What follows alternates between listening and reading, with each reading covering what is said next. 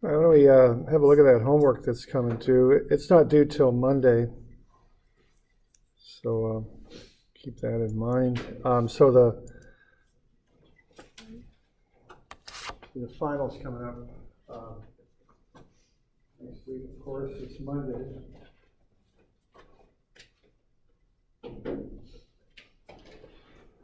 3 to 5, I think.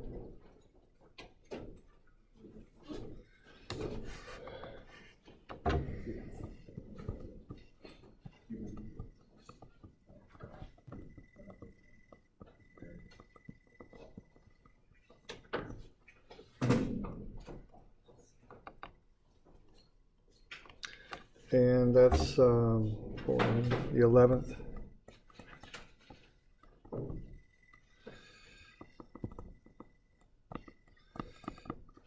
I'll also have a final Wednesday evening, okay, from 6 to 8 for online students and such. Now, I know that some of you, are OSU students. If there's some sort of conflicts, just let me know and we'll figure it out, okay? So, okay, so that's when the final's coming up.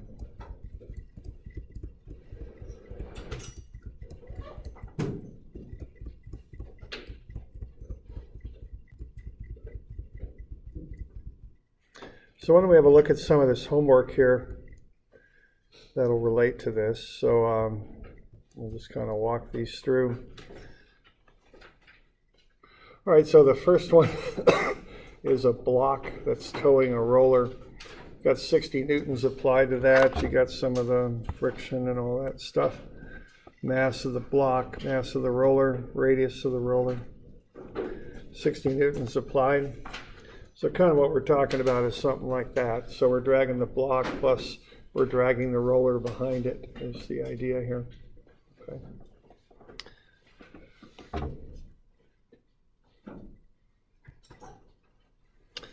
All right, now these kind of problems you can probably this one I'll break it up into two free body diagrams. We got the block and we got the roller. Okay. So we want to just do some of the background work. So I want to find the moment of inertia for the roller. It's 1/2 mr squared. And you got the mass and you got the radius, so you can go ahead and work through those. So 0.0864 kilogram meters squared. Now you have to assume slipping or not on these things. So the general assumption to make is no slipping. So A is R alpha. So alpha is A over R, and R is the radius of the roller. So what that does, that allows you to plug in an expression for A acceleration in for alpha, is what that does. All right, and then I went ahead and found the weight of the block and found the normal force on the block, which is just equal to the weight in this case, and then factored that up by the coefficient of friction, 0.25. So that's 24.53 newtons. Now that's the friction on the block. That's not the friction on the roller. It's got nothing to do with the roller, okay? And when we assume no slipping, we're putting ourselves in a situation where we can't initially find the friction on the roller, because when you assume no slipping, you can't say that the friction on the roller equals mu Fn. You can't make that assumption, okay? Because you don't know that friction's been overcome. So that's kind of the deal here, okay? So we got I for the roller.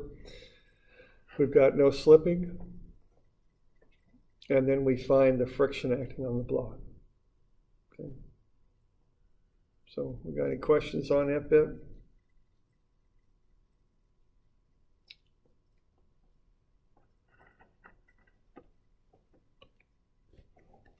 Okay.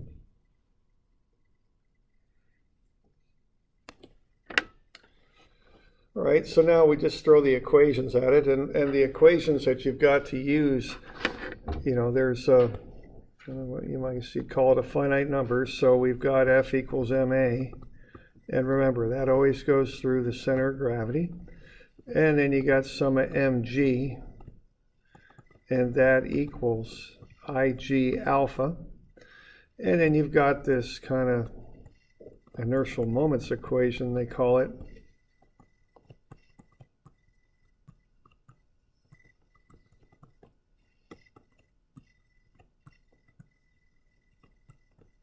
Like so. So that's the equations you can use to analyze this thing with, okay? And you can use different combinations of those depending on what you're trying to find. So when you're thinking about this kind of rolling motion type stuff, this is how you want to be thinking about it. Those are the ways you analyze things right there. Okay. So we got any questions on that business there?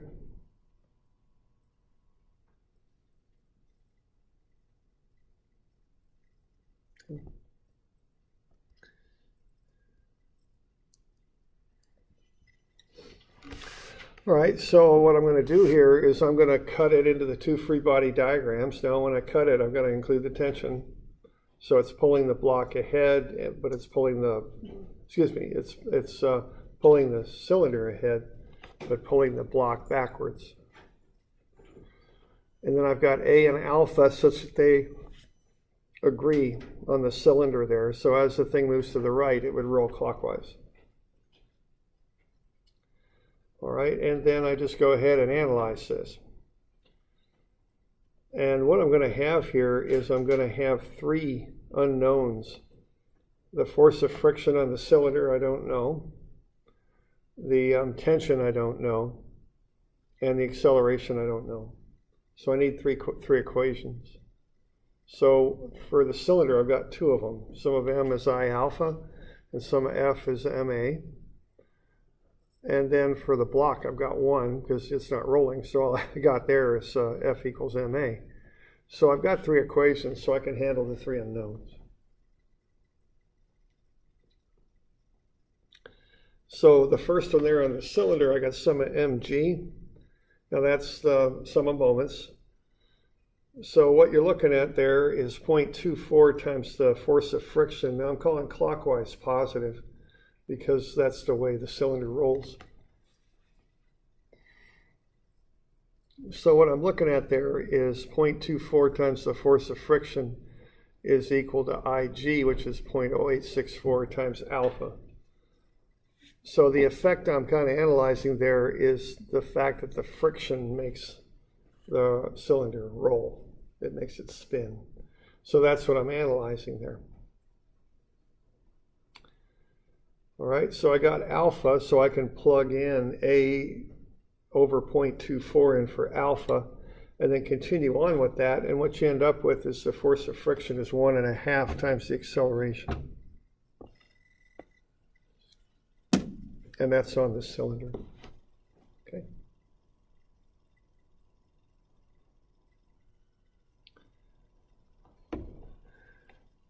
Now I can also go sum of Fx is max. So when I just look at that cylinder, what I got the tension pulling to the right and the friction to the left. So those are forces. They go on the left, and then the mass of the cylinder is 3, and I got an unknown acceleration that goes on the right. So I get minus the force of friction on the cylinder is minus t plus 3a. So the force of friction on the cylinder is t minus 3a.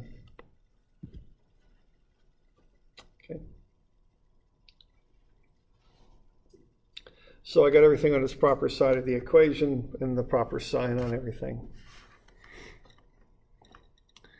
And then the last one for the block there, I got 60 newtons to the right. I got the friction back to the left, and I've got the tension back to the left. And that's going to be 10A.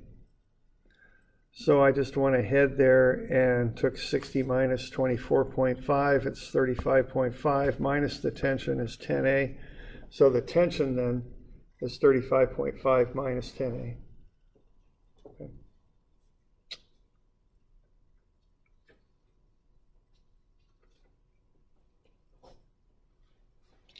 So 3 equations, 3 unknowns. I did have to do that substituting a over 0.24 in for alpha thing right there.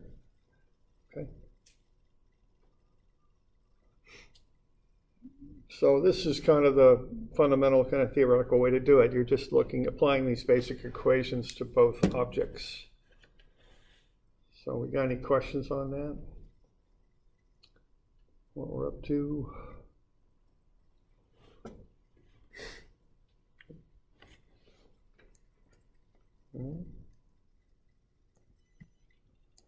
It's just a matter of working through the algebra and combining everything. So I got the force of friction of the cylinder is 1.5 A, and T minus 3A is the force of friction on the cylinder, so 1.5 A is T minus 3A. So the tension is 4.5 times whatever the acceleration is.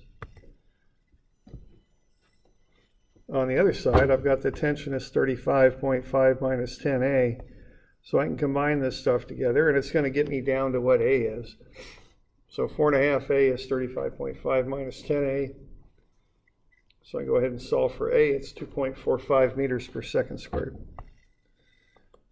So I'm just writing, a nice clean equation for each part there. Actually, 2 equations for the cylinder.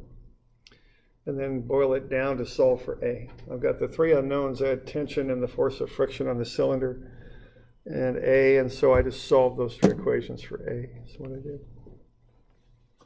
Okay.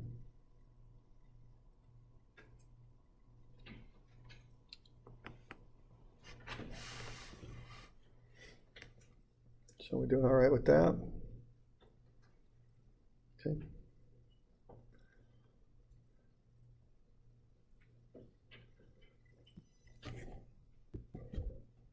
Now, there's another way you could do this if you'd like, and again, it's kind of up to you. This is the most theoretically kind of straightforward, I guess let's say. You can also do a little bit of a trick here and realize you got 3 equations and 3 unknowns, and you got that force of friction on the cylinder. Now, if you want to avoid that, what you can do is take moments about B. And what that will do, that will take the force of friction out of the relationship. So you got a clockwise moment about B. So the moment part on this is different. I mean, what we're looking at here is the tension pulls on that center of gravity and makes that cylinder kind of rotate around B. That's how we're looking at it now. When we did the moment equation earlier, we're looking at how the friction causes it to roll. Now we're looking at the tension as the force in the moment. Calling clockwise positive, so that's 2.4 T, or 0.24 T. And then we got IG alpha, but we have to add in the mass of the cylinder times its acceleration times the moment arm as it rolls. And the moment arm will be from B up to its center of gravity, which is at A. So that's 0.24. So 0.424 T is 0.0864 times A over 0.24 plus 0.72A. Combine everything together, you get 0.24 T is 1.08A. So the tension, just like before, is 4.5 times A. So that kind of took those 2 equations, the MB equation and the F equaled MA equation for the cylinder, and put them into one, is what it did, essentially.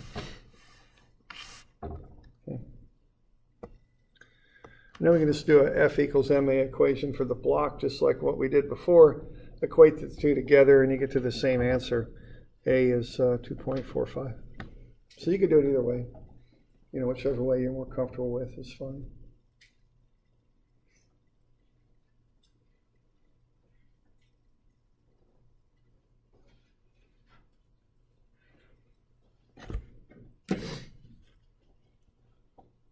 So we got any questions on that?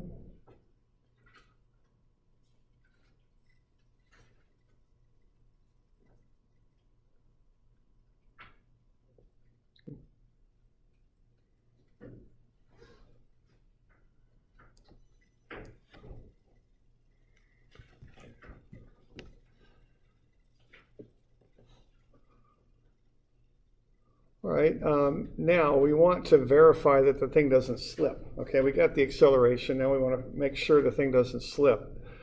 So we've got that the tension is 35.5 minus 10A. Now to do that, we did have to cut and make a free body diagram of one object or the other, okay? And just write up, in this case, what will we write up there? We just did the block there, okay? And we got A is 2.45, so using the free body diagram of the block, I can solve for T, it's 11 newtons, okay? And I know the force applied to the block. I don't know the tension, but I know the friction, and I know the acceleration, because I've solved for the acceleration, okay? So I can go ahead and work through that and find that tension that's pulling back on the block. And then I apply that to the cylinder. And then I know that the force of friction on the cylinder is T minus 3A. I got T is 11. I know what A is, so multiply that by 3 and subtract it, so I get the force of friction. It's 3.65 newtons. So what's going on here is, what I'm finding is, for this system to work, to have the acceleration I've got and make the cylinder roll the way it's rolling, it requires 3.65 newtons of friction. Okay. So I'm kind of plugging back in my known value of acceleration to get that figured out. And you need a balance with the friction between the rate at which the whole object accelerates to the right and the rate at which the cylinder rolls. Okay, and so the friction required for that balance is right there, 3.65. Okay. So once you've got that, you can compare that to mu Fn. See, this is what the system requires, so it'll function in the way we're looking at it functioning, okay? And then the next thing you want to do, which it looks like I didn't do, is you want to go ahead and find what mu Fn is. Now we're assuming the thing doesn't slip, so mu will be the static friction, so that's 0.3. So what you'd want to do here would be to find the normal force. So that's 29.43 down, and then we've got the normal. So sum of Fy is 0, and we got minus 29.43 plus the normal. So the normal just equals the weight. All right. Now the maximum possible force of friction would be mu Fn. You use the static friction, because if that cylinder doesn't slip, the velocity down there at the bottom of it is 0. So that would be static friction. So that's 0.3 times what you got for your normal. So a little bit less than 9, right? So 8 point something or another. 8.83 newtons. Okay, thanks. So this is as high as friction can go for this system. And that's greater than what we need. To make this system work, the friction has to be 3.65. So we do have enough friction to make that happen. So there's no slipping, as we assumed.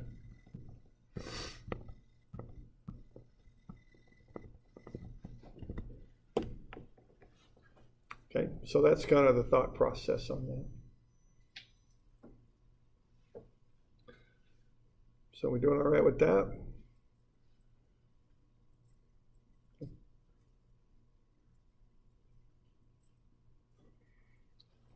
So that's how you analyze this stuff that rolls without, or that rolls. You know, that's the basic process for doing it. Okay.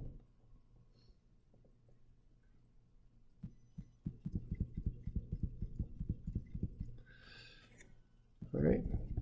Now we got another one that's maybe a little bit more interesting, and that involves a spool, 353. So we got a 40 kilogram spool rolls down the ramp. Now, this one's different. So we gotta kind of understand this one. The rope does not slip as it unrolls.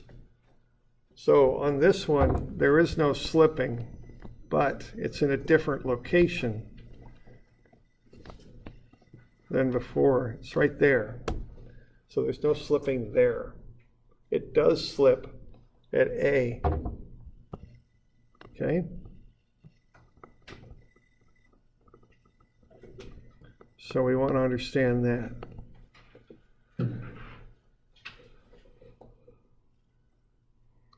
We want to find the acceleration of the spool down the ramp. All right, now we've got some information here. The inner radius for the spool, that'd be right around there, is 0.25. The outer radius up here is 0.45. G is the center of the spool. Okay. We've also got this case of G. Now this is called the radius of gyration, and I mentioned this earlier. You see this every now and again for complex objects where it's hard to find moment of inertia. To find the moment of inertia, you just take I sub G is Km times Kg squared. That's all you got to do, all right? So in this instance, all this is a number that helps you find a moment of inertia kind of quickly, all right? It's just a number given to you for your convenience, so you don't have to model that spool. Okay. So you go ahead and find I sub G based on K. You just square K and multiply it by the mass. Okay.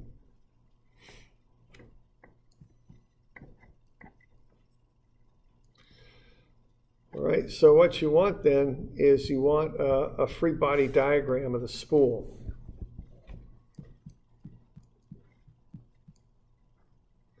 So there we go, all right? So what we're doing there is we're finding the weight. It's 392.4 newtons. Using some trigonometry, remember the cosine of the ramp angle times the weight gets you the component normal to the ramp. The sine of the ramp angle times the weight gets you the component parallel to the ramp.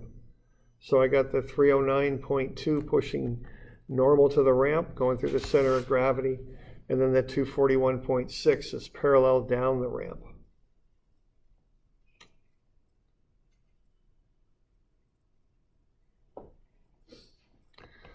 All right, now the thing is slipping at B. So you can use μFN on this to find the friction of the surface on the spool. Now, what's happening here is it does not slip on that inner radius. So what you have here is that A is R alpha, A is 0.25 alpha.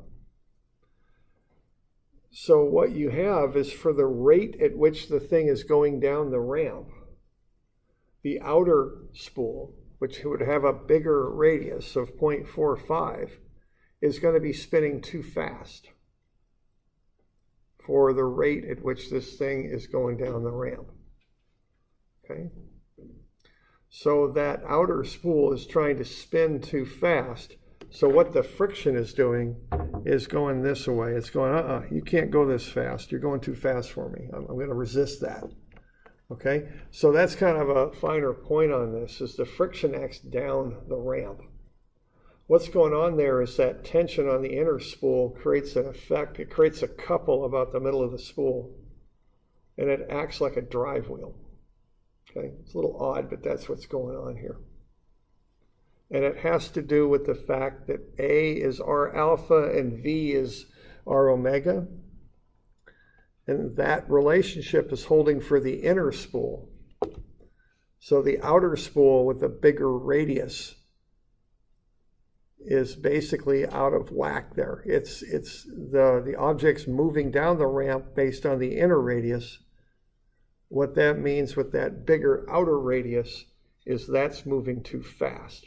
So the friction resists it as it's spinning. Okay? So that's what's going on there.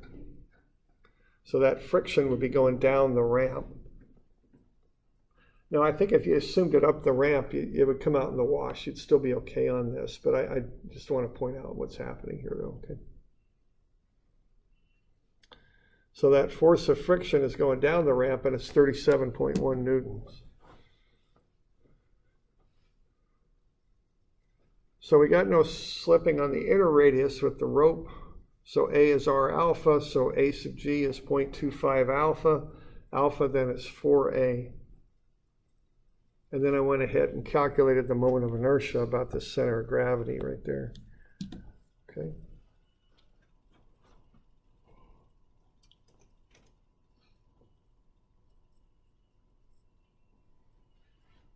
So we doing all right with that?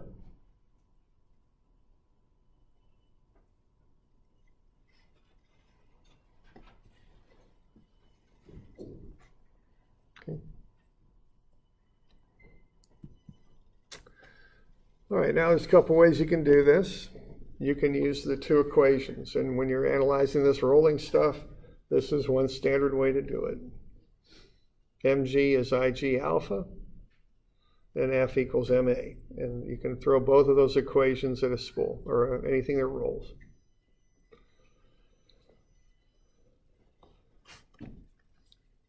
Now, you do have to be careful on one other thing, and that is if that thing is rolling down the ramp, you've got to have A and alpha agree. You can't set up a kind of this physically impossible situation with them.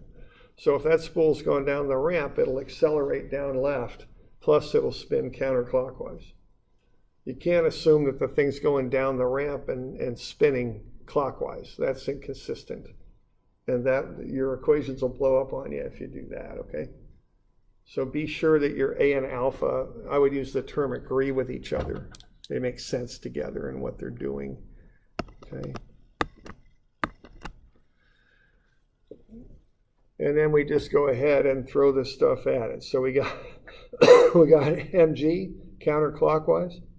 So what's really driving that is the inner radius, 0.25 times the tension. As the thing unrolls, this tension in the cable pulls up. Tension's always, ropes always pull. And that'll have a radius of 0.25. And opposing that will be the friction. 37.1 times the outer radius, 0.45. So that gets a negative. Okay, and those are forces. I've got the proper signs on them. They're on the left because they're forces. They're moments caused by forces. And that's going to equal I alpha. So that's 6.4, which we just found a little earlier was I. That's just mk squared times alpha. Now I want to get my unknown in terms of A, so I plug in the 4A in for alpha. Multiply that through, I get 25.6A. I got 0.25T minus 16.7.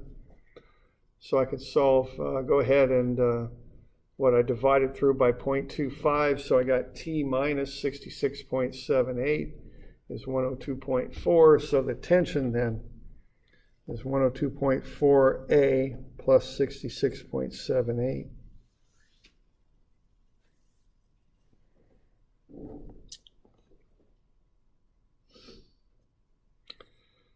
And then I could also go F equals ma.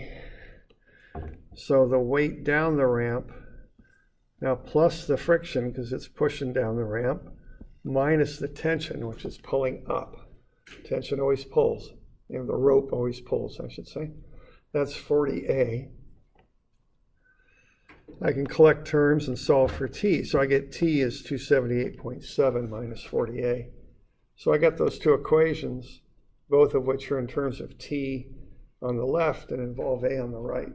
So I got two equations with the tension and acceleration. So I can figure out the acceleration now easy enough just using some algebra.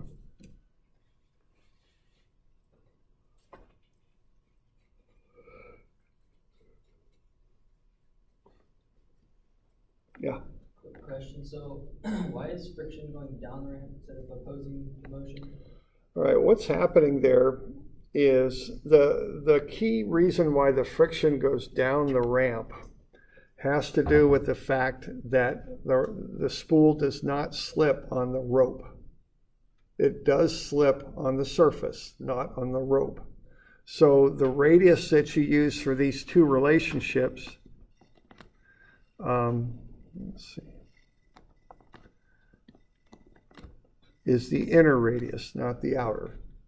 Okay? So what happens then, if it's probably easier to think of this in terms of velocity, it's just easier to visualize. What's happening is that thing is rolling down the ramp, and its velocity down the ramp equals its angular speed omega times the inner radius.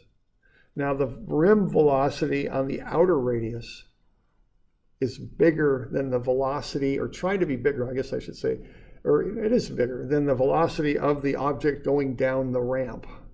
You with me there? And so that's why it slips. That's why the friction goes down the ramp, because this thing's spinning extra fast on the outer radius. And so the friction is opposing that real speedy spinning. So if it wasn't slipping, then it would be going up the ramp? That's too, that question, I don't know if I could, if it's not slipping where? I mean, it's got to slip somewhere, and it's got to not slip somewhere else. And so the key thing on this is to find it is not slipping at the rope.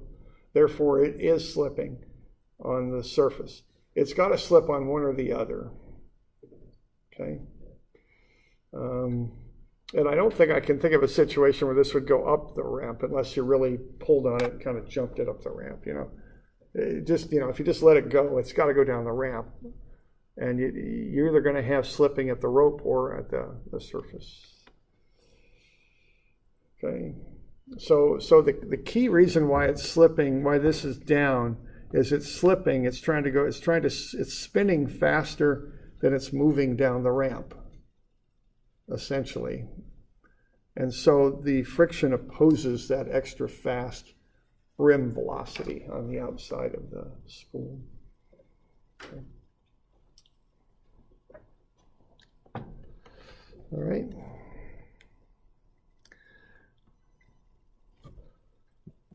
Okay, so now we got two equations, both equal to t. We just equate them together and solve for a. It's 1.49. Now, and one thing I want to mention is, and I think I've mentioned this before, or at least alluded to it, is, you know, one thing I say about dynamics is this isn't statics anymore. You know, it's not just like look at it and draw a picture and do a force equation. It's trickier than that. What we just went over was fairly, you know, it's complex. You know, it's not easy. It's not 1, 2, draw it up and do it. Now, you know, and that can be a little bit intimidating or whatever on a test. You know, I remember when I took a final in dynamics, they had this collar and it had springs and armatures and 2 rollers on the armatures, and they wanted to know something about how high it bounced after it hit the ground or something. I'm just kind of, I didn't have much to do with it, you know. Now, you know, I'm a little wiser now because I've had time to think about that. The first thing is identify the type of problem, okay? This is a rolling problem. This is a free plane motion. So that's step one, is identify what it is. And I've kind of alluded to this earlier. There aren't infinite possibilities. Once you identify what kind of problem it is, there is usually a certain general procedure to solve it. Now, they're not all the same, I know that, but there is a general thing you do. And what you do is you apply those equations, okay? So if you're on a test in dynamics or fluid mechanics will get a little interesting, thermodynamics can get interesting. Some of these things, you know, you get them so fast, it's hard to keep up with them, I'll be honest with you. Just stick with what you know and apply it. If you assumed friction was up the ramp here, I think it comes out in the wash, but even if it doesn't, I'm not going to take all the points off because you didn't look at a real complex situation and get the friction going the right way, okay? When I'm going to start taking points off is when you throw your hands up in the air and just, you know, just start doing crazy things, okay, that don't apply to this. So when you've got these kinds of problems, that's what you do. I'll show you another approach too, but somehow, some way, apply those two things. and get the forest right. If you miss a few trees in the forest, okay, I'll take a few points off, but that'll be okay, But what'll be bad is if you just completely don't fail to do something like that. Then you're going to get into some trouble on this, okay? I mean, you all with me there? I mean,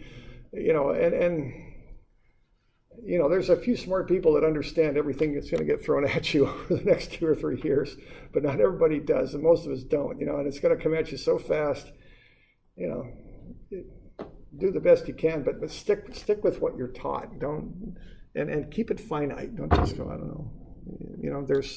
So kind of think of it in that way. You got to, it's kind of like in sports, quarterbacks got to read defenses. Oh, this is happening, I got to do this. Same thing here. That's a rolling general plane motion problem. That requires you do that and do that. That's half the battle if you just recognize that and stick with it. Have the discipline to stick with it. Okay. So that's just a little bit of advice, because you'll see things again. I remember my classes, fluids got a little challenging. Thermo was very challenging. I had to do that. There were a few of them I took where, I'll be honest, I didn't get every little detail they were teaching me, not in every little thing. So, so I think you might encounter a situation like that too down the road. Okay. Okay, now the other thing to do with this is you can take a moment about a point that will eliminate one of the unknowns. Okay? So, actually I drew the X in the wrong spot, didn't I? See, I know that friction, so there's no real advantage to taking a moment about here. I think where I want to take the moment is right up there, see? If I do that, I eliminate that tension from the equation. So this is an alternate way to do this. Now, I think conceptually it's easier to do that, frankly, from my point of view, because that's basic theory. M equals I alpha, F equals MA, So, this is, if you're unsure, I would probably go with that, because I can see it easier. But, there's sometimes you can do this equation and make your life a little easier, and this is one of those cases. But you got to know where to take moments about. You got to take moments about a point where you're going to eliminate an unknown that's hard to find. In this case, the tension. So where I've got that black X is where I take moments about. Okay. Now, when I do that, I've got a good free body diagram here. Not the prettiest thing in the world, but I can read it anyway. So I've got 241.6. That goes down the ramp. Now that's 0.25 meters, essentially above my X. That's the center of gravity, that's where that component of weight is applied. It looks like I'm calling counterclockwise positive here. Then I've got the friction down below. Now that's the total radius is 0.45. I'm already 0.25 meters below the center of gravity, so that leaves 0.2 meters more down to that place where the friction's at. That's coming around that way. That's clockwise, so that's negative.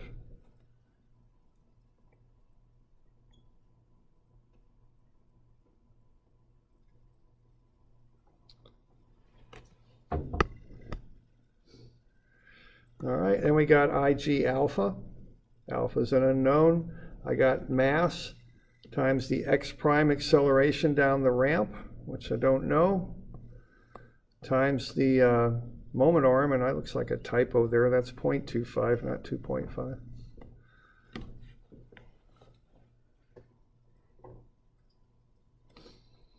All right. So 40 times 0.25 is 10 times A. 6.4 times A, what A is alpha, 6.4 alpha. Alpha is 4A. So let's plug that all in. I get 25.6A plus 10A, that's 35.6A. Run these numbers, I get about 53. Divided out, I get the same number as before. Okay. So you could do it either way, whichever way works. But just kind of get that, in your mind. If I see a rolling free plane motion thing, I'm going to do this approach, or I'm going to do that approach. Okay.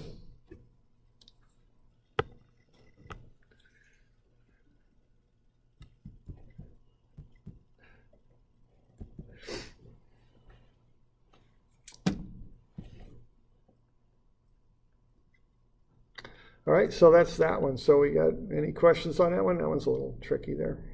Okay.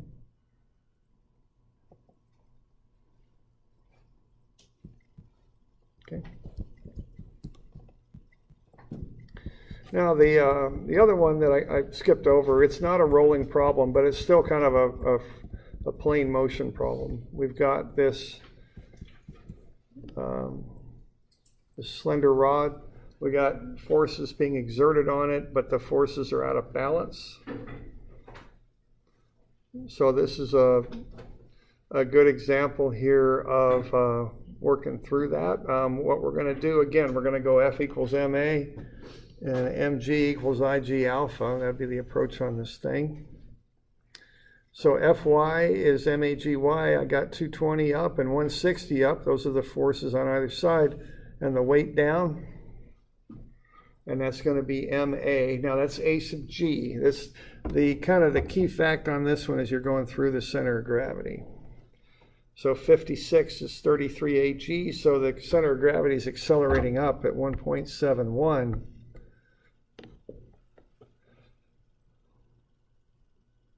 Now the deal with this is the forces on the left and right are unbalanced.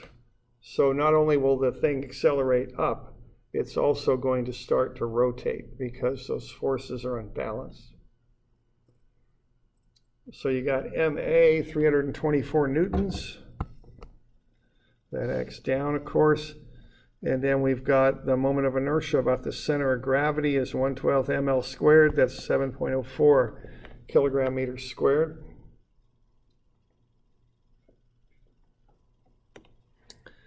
We also have the fact we're looking at right when motion starts, so omega is 0. Okay.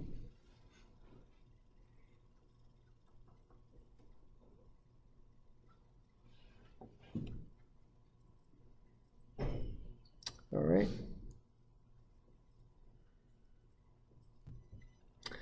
So what you do there is you do sum of mg is IG alpha. Keep in mind we're going about the center of gravity here. That's how you analyze these things. So we got minus 220 times 0.6 and 160 times 0.6, and that's 7.04 alpha. So alpha is negative 5.11. I'm calling counterclockwise positive, so negative is clockwise. So that thing has an alpha, a rotational acceleration. So it's accelerating up, but it's rotating as it accelerates up. So if you want to find the acceleration of B, you're going to have to combine those things. And that's going to be a little bit of relative acceleration there. So A sub B is going to be A sub G plus A sub B with respect to G.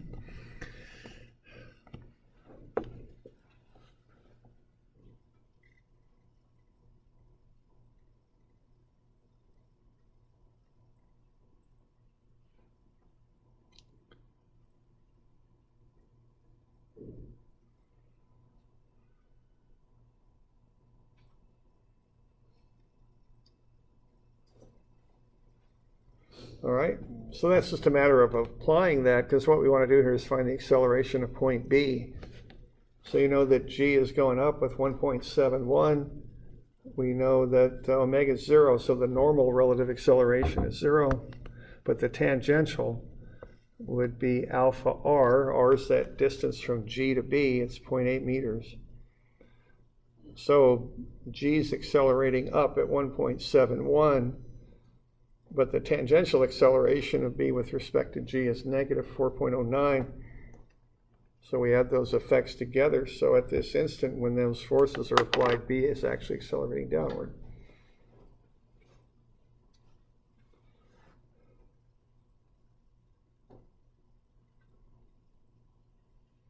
So that's what's up with that. So the deal with that is you go through the center of gravity. That's how you approach it.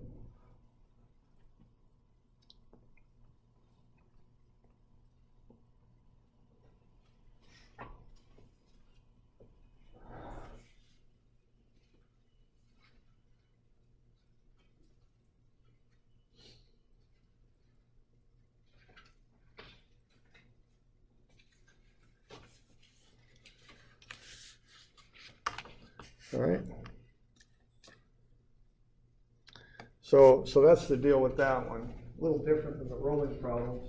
Kind of the key fact with that is you're going through the center of gravity.